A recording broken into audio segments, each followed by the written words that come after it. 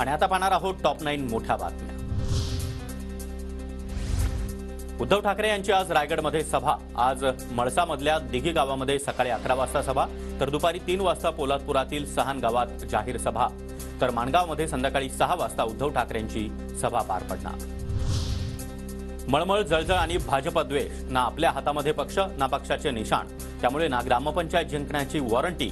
उद्धव ठाकरेंच्या रायगड दौऱ्यावर आशिष शेलार यांची टीका। मला कधीही मंत्रिमंडळाच्या बाहेर काढू शकतात, त्यामध्ये दुःख नाही। मला मंत्रिमंडळाबाहेर काढण्याचा अधिकार मुख्यमंत्र्यांचा। संजय गायकवाड यांनी केलेल्या टीकेवर भुजबळांचं उत्तर। मंत्रिमंडळाबाहेर काढायचं, घ्यायचं, ठेवायचं हा सर्वस्वी मुख्यमंत्र्यांचा अधिकार आहे। दुसरी जी गोष्ट जी आहे कमरेत लाथ घालणं, मला असं वाटतं ते काय ते तसं करणार नाही। बाकी मंत्रिमंडळाचा बाहेर ते कधी मला काढू शकतं, त्याच्याबद्दल दुःख वाटण्याचं काही कारण नाही। आमदार संजय गायकवाडांची शिवीगाळ करणारी ऑडिओ क्लिप व्हायरल, तर संजय गायकवाडांनी वापरलेली भाषा चुकीची, लाथ घालण्याची भाषा करणं योग्य नाही। भुजबळांकडून संजय गायकवाडांची कान उघाडणी। त्यांनी जी वापरली ती काही बरोबर नाही। मला असं वाटतं ते म्हणजे आताही शिवसेनेचे आहेत, म्हणजे पूर्वी शिवसेनेतच असणार।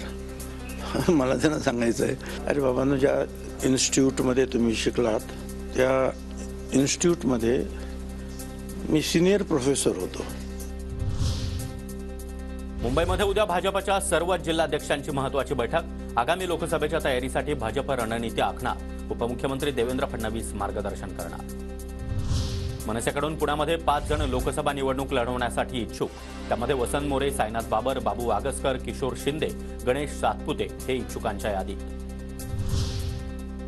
कल्याण लोकसभेसाठी ठाकरे गट आक्रमक। उद्धव ठाकरे यांच्यानंतर आता 15 दिवसातच पुन्हा एकदा संजय राऊतांचा उद्या डोंबिवली दौरा। शाखेच्या उद्घाटनासह विविध कार्यक्रमांना हजेरी लावणार। रणजित निंबाळकर आणि रामराजे नाईक निंबाळकर यांच्यामधलं राजकीय वैर पुन्हा एकदा समोर। भाजपच्या रणजित निंबाळकरांऐवजी संजय राजे निंबाळकरांना दिल्लीत पाठवा, रामराजे निंबाळकरांचं वक्तव्य। मराठा सर्वेक्षणाला मुदतवाढ नाही। आज रात्री 12 वाजता सर्वेक्षणाची संगणक प्रणाली बंद करण्यात येणार, मागासवर्ग आयोगाची स्पष्टोक्ती।